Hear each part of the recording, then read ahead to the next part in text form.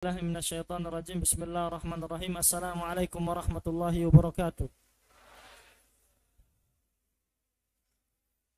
Alhamdulillahi hamdan katsiran tayyiban mubarakan fih, mubarakan alaihi kama yuhibbu rabbuna wa yardah. Thumma assalatu wassalam ala nabiyyina Muhammad wa ala alihi wa sahbihi wa man ittaba'a hudah ila yaumil qiyamati, amma ba'd. Perhatikan ya syabab. في النهاية هناك أسئلة لكم تطرح الأسئلة إليكم، فمن أجاب سيحصل على الهدية. لذلك اجتهدوا في الكتابة وكذلك استمعوا إلى الدروس جيدا. Segala puji bagi Allah Subhanahu wa taala, kemudian salawat dan salam atas kepada Nabi Muhammad sallallahu alaihi wasallam. Malam hari ini insyaallah kita akan melanjutkan pembahasan kita, yaitu syarah Aqidah Ahli Sunnah wal Jamaah yang ditulis oleh Syekh Muhammad ibn Saleh Al-Utsaimin rahimahullah.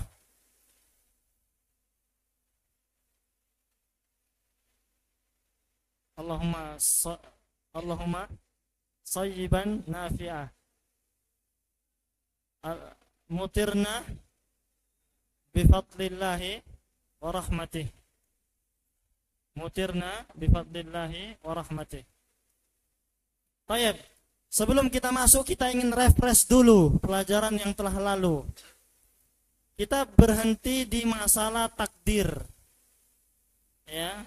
Kita berhenti di masalah takdir. Kita sudah jelaskan arti takdir, ya. Kemudian kita jelaskan juga ada empat rukun atau 4 martabah yang ada pada takdir, ya, yang ada pada apa? Takdir. Tayyib, siapa yang bisa sebutkan? Siapa yang bisa sebutkan? Tayyib, fadhal. Ada rajul. Antum yang menyediakan peralatan ini, idan tahaitum uhduru, uhduru huna. Baik, fadhal ya Dihya, barakallahu fiik. Aglik bab. Fadhal. Walil qadari 4 maratib. Al-martabatul ula al-ilm, thumma al-martabatus tsaniyah al-kitabah, thumma al-martabatus tsalisah al-masyi'ah, thumma al-martabatur rabi'ah al-khalq. Ahsanta, jazakallah khair. Jadi takdir itu memiliki 4 martabah.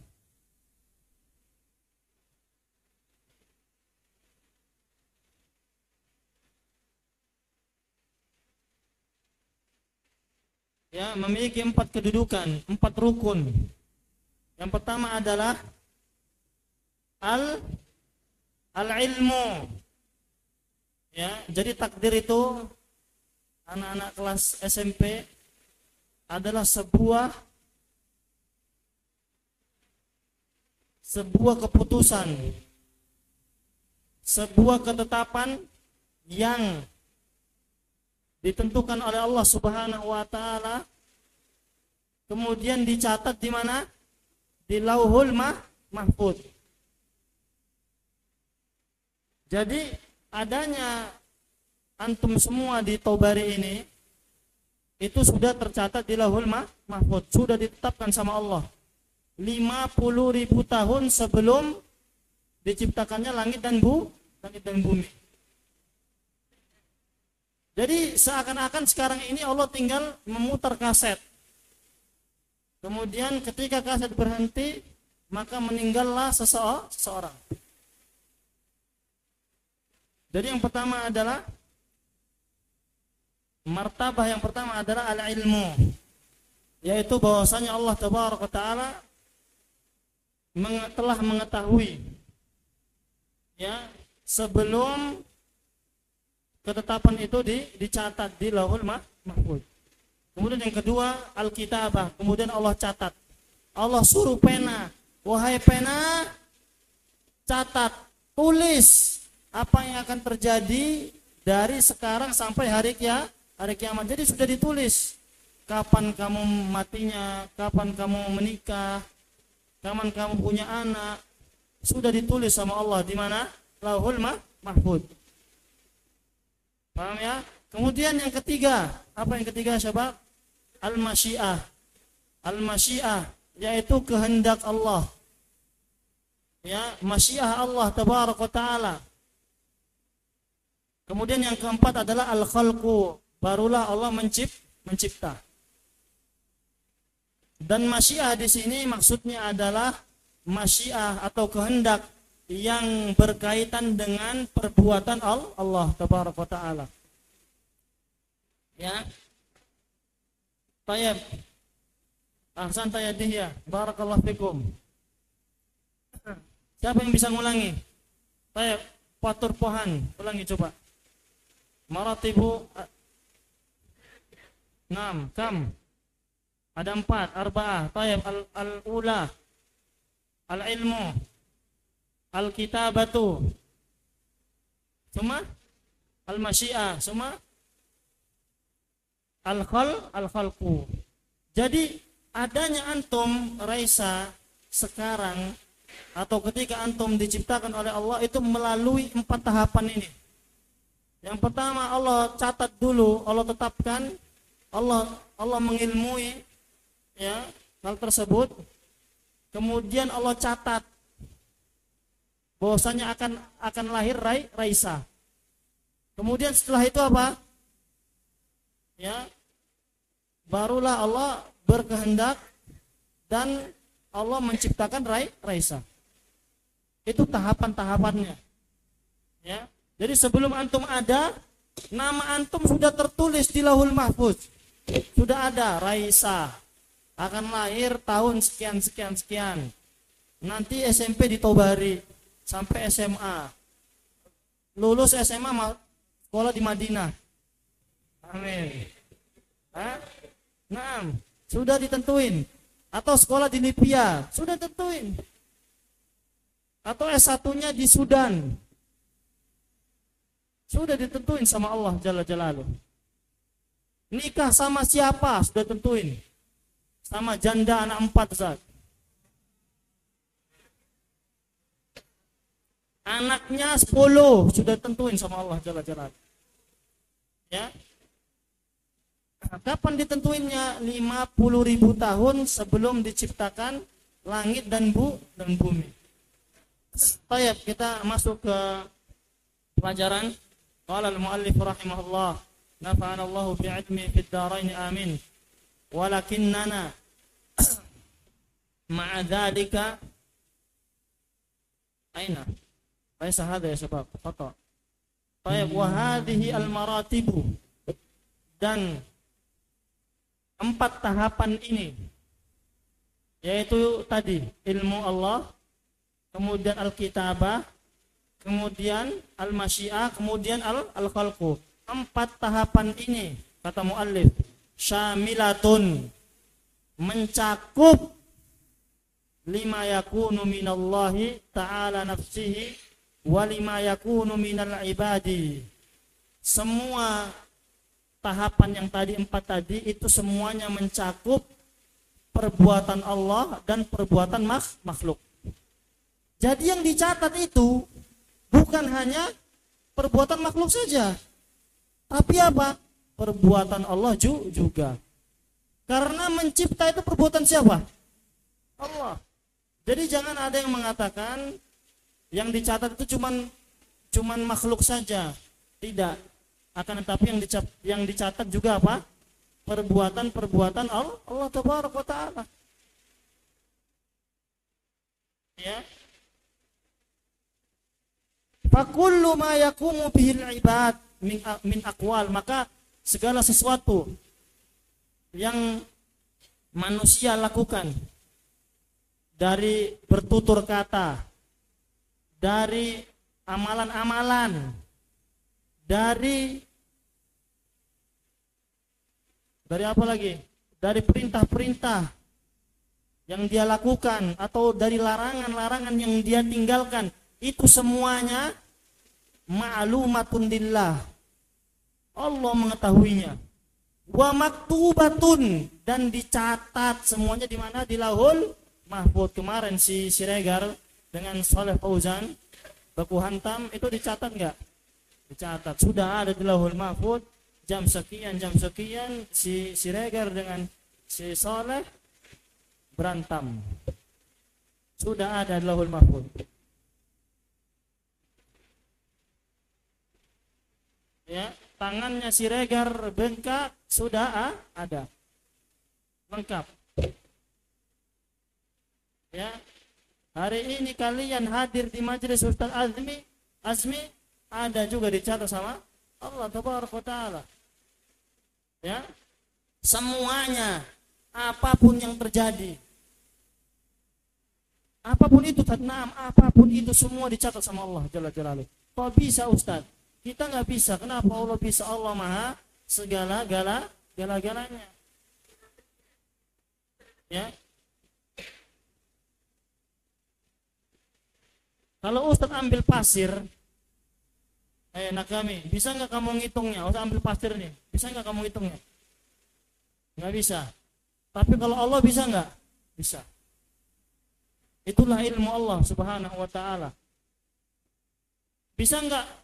Coba lintang, bisa nggak antum menghitung rambut antum, jumlah rambut antum? Nggak bisa. Allah bisa nggak? Gampang. Sama Allah Jalla Jalaluhu. Ya, jadi Allah Maha segala-galanya. Apapun yang ada di dunia ini semuanya dicatat sama Allah. Ya. Dicatat semuanya sama Allah. Meteor jatuh, Ustaz. Dicatat nggak sama Allah? Dicatat sama Allah. Ya. Semuanya dicatat sama Allah Subhanahu wa Ta'ala. Wallahu ta'ala qad sya'aha wa khalaqaha. Kemudian ya, yang mana hal tersebut sudah dikehendaki oleh Allah dan sudah diciptakan oleh Allah Tabaraka wa Ta'ala. Ya. Kita masuk ke dalil-dalil yang menerangkan hal tersebut. Bahwasanya apa yang Allah ciptakan, ya, atau apa yang terjadi di dunia ini, itu semuanya atas kehendak Allah Tabaraka wa Ta'ala. Allah mengatakan liman syaa minkum ayyastaqim. Bagi siapa yang Allah kehendaki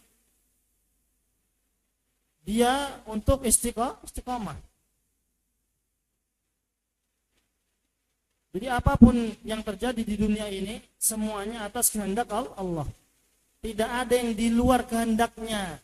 Kemarin ada yang dibotak, ada yang pacaran, itu semuanya kehendak Allah. Itu semuanya kehendak Allah Tabaraka wa Ta'ala. Ustaz, bukankah manusia punya kehendak juga? Jawabannya, iya, manusia punya kehendak. Tapi kehendak manusia di bawah kehendaknya Allah. Kamu mau, kalian mau, aku mau, mereka mau, dia mau, semuanya mau, tapi Allah semau-maunya. Tapi Allah semau-maunya. Walaupun semua kita menginginkan atau mau melakukan hal yang sama, tapi kalau Allah tidak menghendakinya, maka bisa terjadi? Enggak bisa. Makanya kemauan, keinginan manusia itu di bawah keinginannya Allah. Enggak ada yang bisa melampauinya. Paham ya? 6. Kemudian Allah mengatakan wa ma tasyauna illa ayyasha Allahu rabbul alamin. Ya, dan apa yang kalian inginkan, apa yang kalian kehendaki,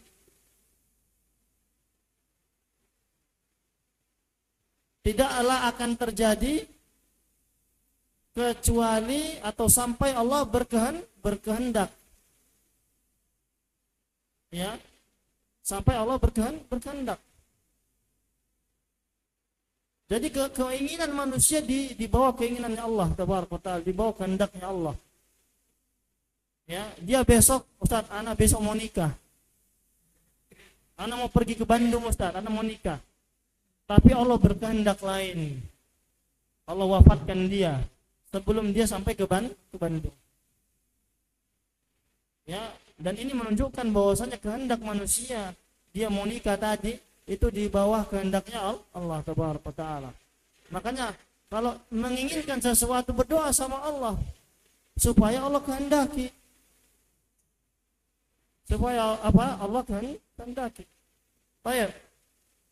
Kemudian Allah mengatakan walau sya'allahu maqtatalu walakinallaha yaf'alu ma yurid. Kalau seandainya Allah berkehendak, maka mereka enggak akan berbunuh-bunuhan, enggak akan perang. Walakinallaha yaf'alu ma yurid, akan tetapi Allah melakukan apa yang Dia kehendaki. Suka-suka Allah, semaunya Allah. Kok gitu, Ustaz? Berarti enggak adil lah. Kok gitu, Ustaz? Aku tadi kena musibah, Ustaz. Tanganku patah. Si fulan enggak, Ustaz. Kok bisa gitu, Ustaz? Tangan anak patah. Si fulan tangannya enggak patah. Kok enak kali Allah, ya Ustaz? Suka-suka Allah. Naam, suka-suka Allah. Kenapa? Karena kita diciptakan oleh Allah tabaraka taala. Kita diadakan oleh Allah Subhanahu wa taala. Kita milik Allah. Sesuatu yang dimiliki pemiliknya itu bebas mau ngapain. Contohnya, si Kenzi dia punya uang 50.000. Bebas enggak dia mau beli apa? Dia mau beli apa saja. Sama seperti kita ini punyanya siapa? Punyanya Allah. Bebas enggak Allah mau buat apa saja? Bebas. Ya. Makanya seseorang yang mempelajari takdir dengan benar, maka dia akan menerima apa yang ditakdirkan kepadanya. Ya, apapun itu. Walaupun hal itu adalah keburukan. Dia akan menerimanya. Kenapa? Karena dia telah belajar takdir dengan benar. Kemudian Allah juga berfirman, "Walau sya'allahu ma fa'alu." Ya. Kalau saja Allah berkehendak, maka mereka tidak melakukan hal tersebut.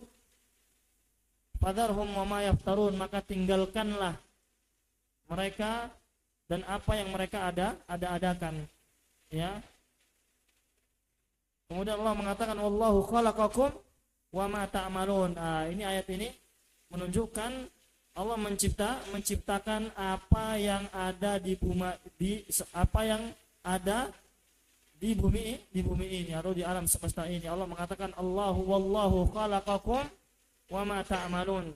Dan Allah tabaraka wa taala menciptakan kalian dan apa yang kalian lakukan. Jadi bukan hanya menciptakan kita, apa yang kita lakukan dari perbuatan, dari perkataan, dari apapun itu semuanya apa? Juga diciptakan oleh Allah tabaraka wa taala. Jadi bukan manusia yang menciptakan, tapi Allah tabaraka wa taala. Ya.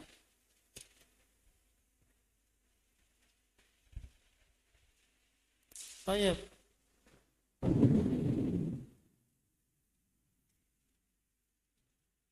Ada sebuah syair, ya,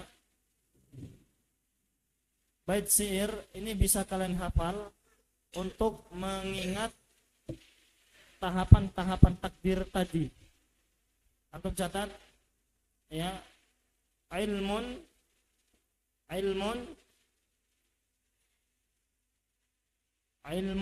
kitabatun,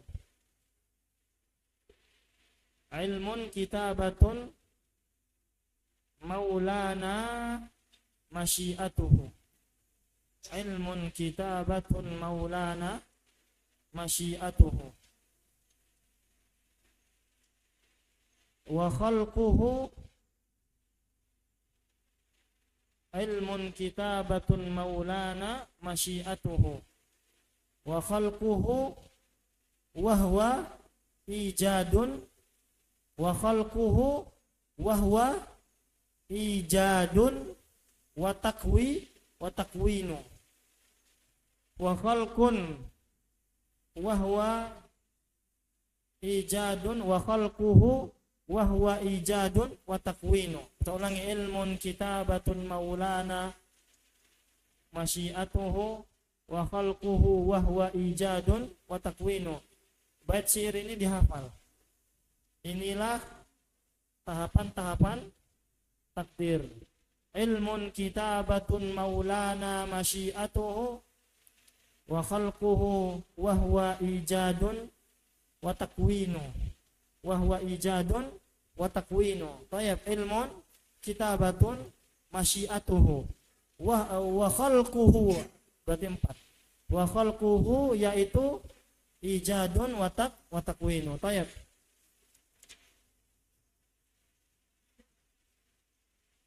Coba Wildan, coba ulangi.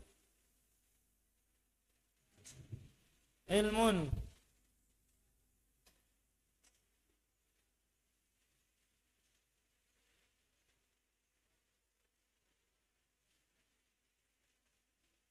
wahwa bukan wahwa ya.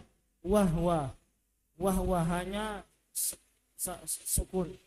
Ya, wahwa ijadun wa takwinu. Baik. Kemudian muallif melanjutkan walakinnana ma'adzalik. Ya, dan bersamaan dengan itu, dan akan tetapi bersamaan dengan itu kita meyakini, nu'minu, kita meyakini bi annallaha tabaraka wa ta'ala, bahwasanya Allah Subhanahu wa ta'ala ja'ala lil abdi ikhtiyara, bersamaan dengan 4 tahapan tadi ya, bersamaan dengan Allah itu memiliki kehendak, kita juga harus meyakini bahwasanya manusia juga punya kehendak. Bahwasanya manusia juga punya kehendak. Ya. Wa qudratan, dan juga memiliki kudrah atau kemampuan. Coba lihat nih. Siapa nih? Si Malik. Malik dia lagi nulis. Coba lagi nulis. Nulis ini terjadi karena apa? Karena yang pertama dia punya kehendak, yang kedua dia punya kemampuan. Benar gak? Kalau dia nggak punya kemampuan, kira-kira dia bisa nulis? Nggak bakalan terjadi. Atau dia mau tapi dia nggak punya kemampuan, tangannya lemah, bisa nulis? Nggak bisa. Ya, jadi bersamaan dengan tahapan-tahapan takdir tadi, bahwasanya di antara tahapan-tahapan tersebut Allah memiliki kehendak. Ya, bersamaan dengan itu Ahlus Sunnah wal Jamaah menetapkan bahwasanya manusia juga punya kehendak, punya pilihan.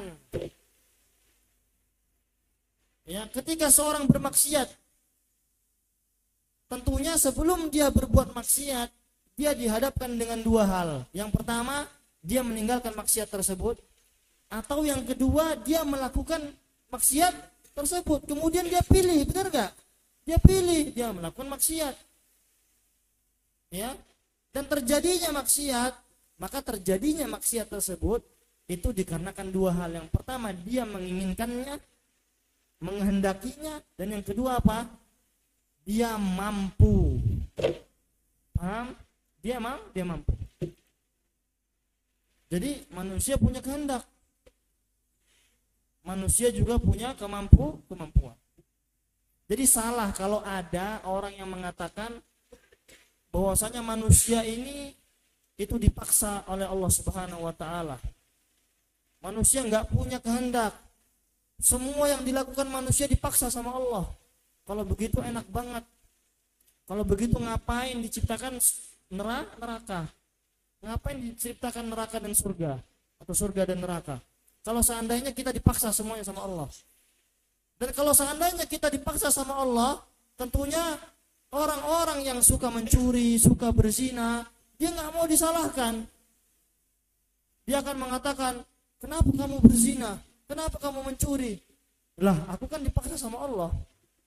Enak banget jawabannya. Ya. Maka itu adalah pemikiran yang tidak benar. Pemikiran yang tidak benar. Bahwasanya kita itu dipaksa sama Allah. Itu adalah pemikiran tidak benar. Bukti kita nggak dipaksa sama Allah, sebelum orang tersebut mencuri, dia sudah dihadapkan untuk mencuri dan untuk tidak mencuri. Tapi dia pilih mencuri. Ya. Kalau seandainya kita dipaksa sama Allah Tabaraka Ta'ala, berarti kalau kita ditangkap polisi, kita bisa bilang sama polisi, jangan tangkap saya, tangkap Allah sana. Kan Allah yang maksa aku. Kira-kira sama polisinya bagaimana? Kira-kira polisinya akan mengatakan apa? Dia akan mengatakan kepada kita apa? Dasar orang gila. Dia akan mengatakan seperti itu. Ya. Atau kalau misalnya ada orang yang mengatakan seperti itu, ya pukul aja dia, pukul. Ya. Dia katakan manusia itu dipaksa sama Allah. Manusia itu nggak punya kehendak, manusia itu nggak punya kudrah. Kita itu dipaksa sama Allah. Pukul aja dia pukul, pak, gitu. Nanti ketika dia berkata, kamu kenapa mukul saya? Tinggal kalian jawab apa? Aku dipaksa sama. Ya itu salah satu membantah pemikiran-pemikiran yang seperti itu. Ya. Kamu kenapa mencuri? Dipaksa sama Allah, pukul aja dia. Ya jangan dipukul ya temannya, jangan dipukul, nggak boleh. Maksud Ustaz ini contoh, pukul tangannya nih. Kamu kenapa mukul saya? Saya juga dipaksa sama Allah. Ya, nah susah kan kalau begitu? Benar nggak ya sahabat? Ya ini menunjukkan apa? Manusia memiliki apa? Ikhtiar, memiliki masyiah, memiliki kehendak. Akan tetapi kehendaknya manusia di bawahnya kehendak Allah Tabaraka Ta'ala. Seperti itu. Ya. Pernah nggak kalian menginginkan sesuatu? Tapi nggak terjadi? Pernah kan? Nah, itulah tanda bahwasanya keinginan kalian di bawah keinginan Allah. Ya. Subhanallah. Kalau ada yang keinginannya semuanya tercapai, datang ke Ustaz sini. Kita cek.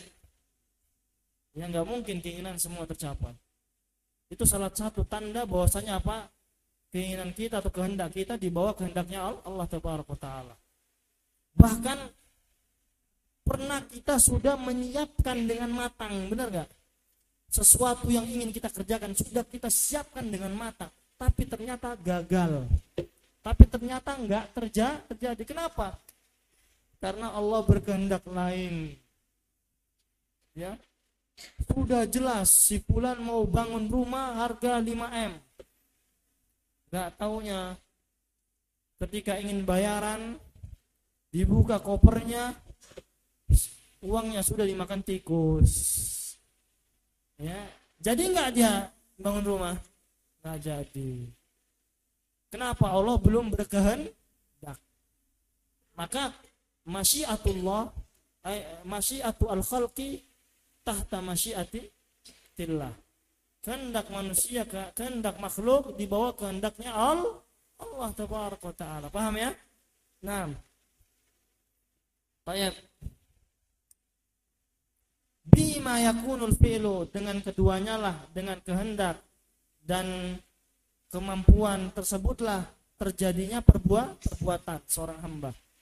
Wa dalilu ala anna fi'lal abdi bi ikhtiyarihi wa qudratihi umurun. Sekarang mu'allif ingin menjelaskan dalil-dalil yang menyatakan bahwasanya makhluk juga punya kehendak. Makhluk juga punya kehendak. Ya. Al-awwal, dalil yang pertama, Allah mengatakan dalam Al-Qur'an, fa'tu harthakum anna syi'tum. Fa'tu harthakum anna syi'tum. Ya. Allah mengatakan kepada para suami, wahai para suami, datangilah istri-istri kalian sesuai yang kalian inginkan. Ya. Ya. Berhubunganlah dengan istrimu, dengan istri kalian sesuai dengan yang kalian inginkan. Asalkan tidak menyelisihi syariat. Ya. Allah menisbatkan masyiah kepada manusia. Fa'tu harthakum anna syi'tum. Ya. Fa'tu harthakum anna syi'tum. Ma ma'na syi'tum? Hadil kalimat tadullu ala al-masyiah. Kalimat ini menunjukkan adanya masyiah, kehendak untuk siapa? Untuk manusia. Ya. Wadah ya. Tayyib. Kemudian Allah juga mengatakan walau aradul khuruja la'addu lahu 'uddah. Allah mengatakan kalau seandainya mereka menginginkan berjihad, ya, maka apa? Maka mereka pasti sudah menyiapkan persiapan. Aradu. Allah menisbatkan iradah, keinginan kepada manusia, kepada orang-orang tersebut. Ini menunjukkan bahwasanya manusia memiliki kehendak. Paham ya? Kemudian saya melanjutkan fa'athbata lil abdi ityanan bimasyiatihi. Maka Allah pun menetapkan, ini ayat yang pertama tadi ya, menetapkan untuk seorang hamba, ya, perbuatan seorang hamba yaitu apa? Mendatangi istrinya. Dikaitkan dengan apa? Dengan kehendak. Wa'ida dan biradatihi. Kemudian ya persiapan untuk perang. Itu juga apa? Dikaitkan dengan kemauan atau keinginan atau kehendak orang-orang tersebut. Ini menunjukkan bahwasanya manusia memiliki kehendak. Akan tetapi kehendak manusia di bawah kehendaknya Allah Tabaraka Ta'ala. Kemudian yang kedua, ya, taujihul amri wan nahyi ilal abdi. Ini yang kedua. Ya, alasan yang kedua bahwasanya Allah Tabaraka Ta'ala memberi kehendak atau pilihan dan kudrah kepada makhluk. Yang kedua adalah taujihul amri wan nahyi ilal abdi. Allah yang mengarahkan perintah dan larangan kepada seorang hamba. Maksudnya apa? Allah perintah hambanya. Allah juga larang hambanya. Walau lam yakun lahu ikhtiyar wa qudrah lakana taujihu dzalika ilaihi minat takhrifi bima la yuta. Kalau seandainya manusia enggak punya kehendak, enggak punya qudrah, ya, bagaimana dia bisa melakukan perintah? Bagaimana dia bisa menjauhi larangan? Berarti apa? Kalau seandainya manusia enggak punya ikhtiar dengan qudrah, berarti sama saja Allah membebani kita dengan sesuatu yang kita sendiri enggak bisa lakukan. Sama saja Allah membebani kita dengan sesuatu yang kita sendiri tidak bisa lakukan. Kenapa? Kita nggak punya ikhtiar, kita nggak punya kudrah. Padahal Allah mengatakan dalam Al-Quran, la yukallifullahu nafsan illa wus'aha. Allah itu tidak membebani suatu jiwa di luar dari kemampuannya. Ini menunjukkan manusia memiliki apa? Kemampuan. Ya. Coba dibayangkan, Allah nyuruh kita untuk berbuat melakukan perintahnya. Kita disuruh sholat, disuruh puasa, disuruh bayar zakat, kemudian kita dilarang untuk berzina, berbuat syirik. Kemudian di lain sisi Allah tidak beri kita kehendak, Allah tidak beri kita kudrah. Kira-kira terjadi enggak? Enggak akan terjadi. Ya, maka orang-orang yang mengatakan bahwasanya manusia tidak memiliki kehendak dan kudrah atau kemampuan, maka ini adalah perkataan yang tidak benar. Maka adalah perkataan tidak benar. Ya. Wa huwa amrun ta'bahu hikmatullah, dan tentunya hal ini adalah sesuatu yang diabaikan oleh hikmahnya Allah. Ya. Yang diabaikan oleh hikmahnya Allah tabaraka taala. Karena kalau seandainya manusia nggak punya kehendak dan kudrah, maka penciptaan kita ini itu sia-sia, nggak ada gunanya. Sia-sia, nggak ada gunanya. Ya, karena nggak punya kehendak dan kemampuan. Wa rahmatuhu wa khabaruhu as-sadiqu fi qaulih. Begitu juga dengan rahmatnya, kemudian pengkabarannya atau kabar-kabar Allah dalam Al-Quran, ya, itu mengabaikan hal tersebut, yaitu orang-orang yang mengatakan bahwasanya manusia tidak memiliki kehendak dan kemampuan. Allah mengatakan dalam Al-Quran, la yukallifullahu nafsan illa wus'aha. Sungguhnya Allah tabaraka ta'ala tidak membebani suatu jiwa di luar batas kemampuannya. Ya, berarti menunjukkan apa? Manusia memiliki kemampuan dan memiliki kehendak. Ya. 6. Kemudian yang ketiga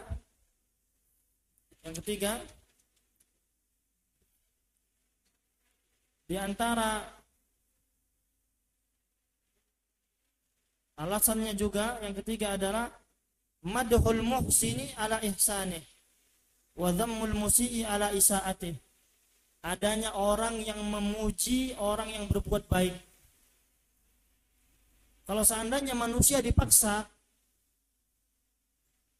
ya, kalau seandainya manusia dipaksa sama Allah, ya, maka hal ini akan sia-sia. Ya, karena Allah yang memaksa. Maka hal ini adalah sia-sia. Kemudian wa dhammul musii ala isaati, dan mencela orang yang berbuat buruk. Ini bukti bahwasanya manusia itu memiliki iroda, masyiah dan kudrah. Memiliki kehendak dan kemampuan. Contohnya ada orang yang mencuri, kira-kira dia dicela enggak dengan perbuatan yang dicela? Kalau seandainya mencuri itu dipaksa sama Allah, berarti sia-sia celaan yang kita lontarkan kepada orang tersebut. Karena berarti yang harus dicela siapa? Allah. Karena Allah yang maksa. Sama seperti misalnya Wildan dengan siapa? Bintang. Ya. Wildan dengan Bintang. Kalau seandainya Wildan maksa si Bintang untuk mencuri, ya, kira-kira yang dicela siapa? Si Wildan, bukan si Bintang. Kenapa? Karena yang memaksa adalah Wildan. Seperti itu. Ya. Adanya pujian terhadap orang-orang yang berbuat baik dan adanya celaan terhadap orang-orang yang berbuat buruk, ini menunjukkan manusia atau makhluk itu memiliki kehendak dan kemampuan. Makanya dia dicela. Karena itu pilihannya. Pilihannya. Ya. Tayeb. Wa itsabatu kulli minhuma bima yastahiq. Walaula anna al-fi'la yaqa'u bi iradatil abdi wa ikhtiyarihi lakana madhul muhsini abasa. Kalaulah seandainya perbuatan tersebut terjadi bukan karena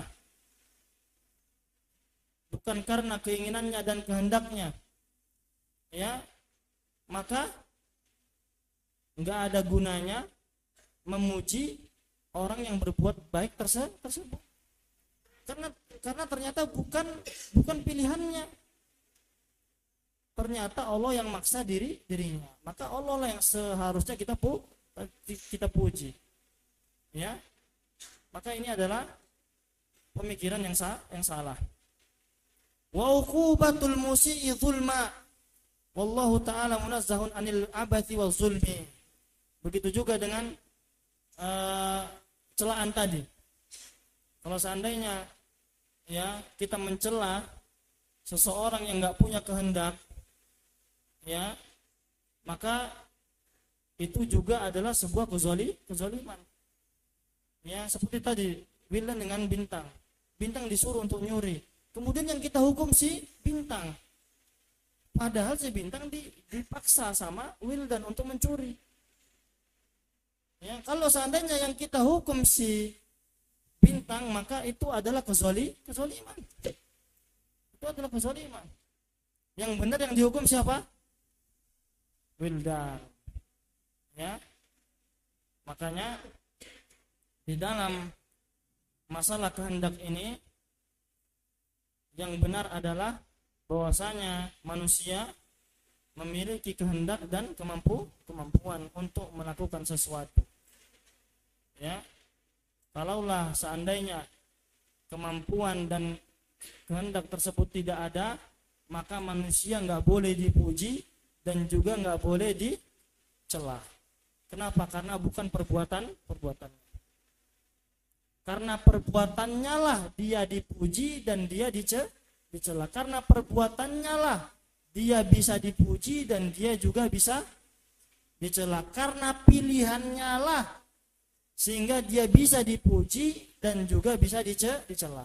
Itu dia. Ya, ada orang belajar. Ya, ada orang belajar setiap hari datang ke masjid, belajar terus, murojaah terus. Kemudian Ustadz muji orang tersebut, masya Allah, fulan, masya Allah, luar biasa. Belajar terus. Datang si Malik, ya Ustadz, kenapa antum puji dia? Kan dia dipaksa sama Allah, seharusnya antum puji Allah. Kemudian Ustadz jelasin, ya akhi, dia juga punya kehendak. Ya, sebelum dia mau memurojaah hafalannya, pelajarannya, dia dihadapkan dengan dua hal. Murojaah sama enggak murojaah, tapi dia milih murojaah. Maka dia dipuji karena pilihan dia. Paham tuh sebab? Nah, semoga paham ya. Nah, barakallahu fikum jami'an. Baik, tafadhal yang punya pertanyaan, tafadhal. Ada yang punya pertanyaan? Kalau tidak ada, Ustadz yang tanya.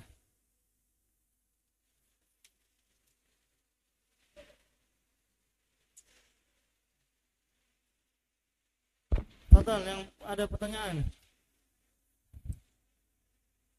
Roisul, Tal.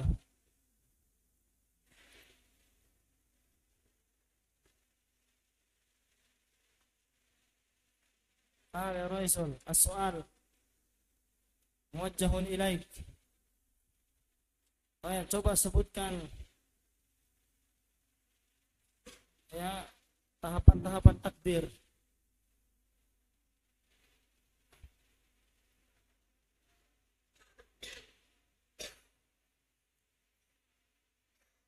Al-khalqu. Baik.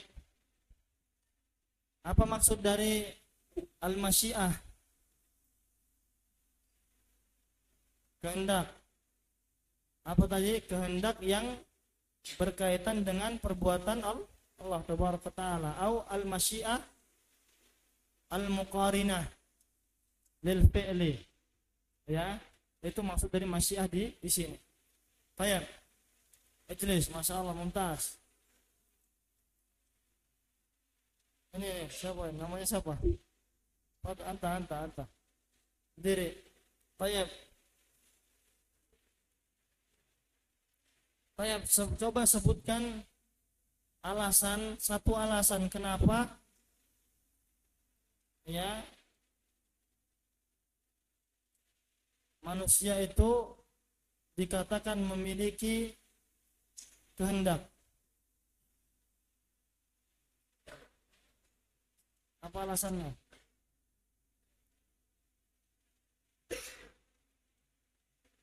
Hah?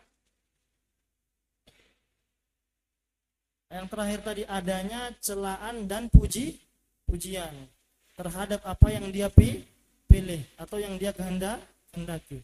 Jadi adanya celaan dan pujian itu menunjukkan bahwasanya seseorang itu bisa memilih, ya, bisa memilih atau bisa menghendaki, ya. Nah, sekarang anak puji kalian semua. Masya Allah, kalian luar biasa. Ya, kalian hadir di kajian akidah. Ya, kenapa Ustaz puji kalian? Karena kalian telah berkehendak untuk datang ke kajian. Kalian telah memilih kajian daripada tidur di asrama.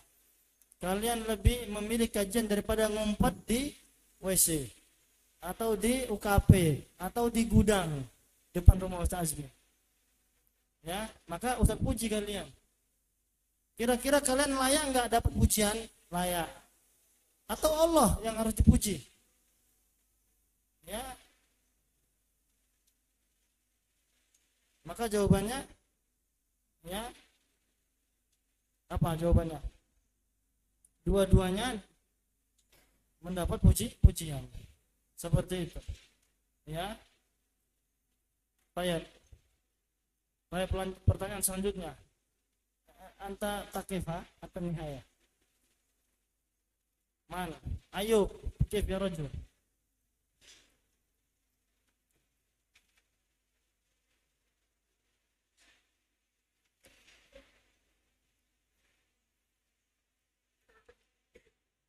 Coba coba sebutkan bait syair tadi yang Ustaz sebutkan. Ilmun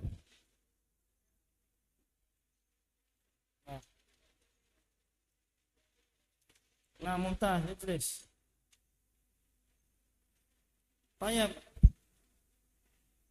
Royan, coba sebutkan tadi alasan atau dalil yang mengatakan bahwasanya manusia punya kehendak.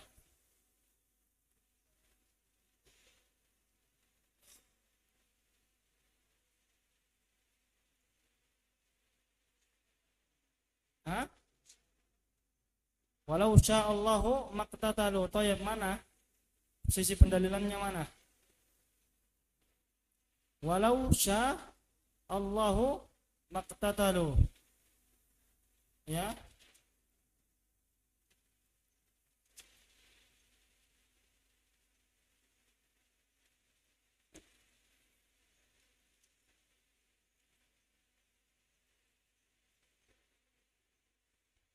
Tayeb, ini bukan itu ya. Itu dalil yang menyatakan bahwasanya Allah punya kehendak. Ya, Ustaz tanya dalil yang menyatakan bahwasanya manusia punya kehendak. An-nasyitu mumtaz. Hafal dia. Fa'tu harsakum an-nasyitum. Mana sisi pendalilannya? Kalimat syi'tum. Ini menunjukkan bahwasanya manusia memiliki kehendak. Ya, jadi jangan ada yang mengatakan bahwasanya aku berbuat ini karena dipaksa sama Allah. Enggak ada yang boleh mengatakan seperti itu. Ya, karena Allah mengatakan ya bahwasanya manusia punya kehendak. Manusia bisa memilih. Ya, manusia bisa memilih. Bukti manusia bisa memilih. Buktinya apa? Ketika dia dihadapkan dengan dua hal, dia bisa memilih. Ya, coba kemarin yang ketika survei datang ke Tobari, kemungkinan dia datang juga ke pesantren-pesantren yang lain. Kemudian banyak pilihan, kemudian dia pilih Tobari. Seperti itu. Ya, Tayeb. Dari anak daurah, ada nggak yang dari pondok pesantren Asy-Syifa? Siapa yang dari Asy-Syifa? Ada nggak? Coba anak Edan, ada nggak yang dari Daur SMP-nya di Asyifa di Bekasi? Fawas, mana Fawas? Aina Fawas? Ada Asyifa. Oh iya, banyak takallam. Baik, naktafi bihadzal qadar. Ijlis. Subhanakallahumma bihamdika asyhadu an la ilaha illa anta astaghfiruka wa atubu ilaik. Assalamualaikum warahmatullahi wabarakatuh.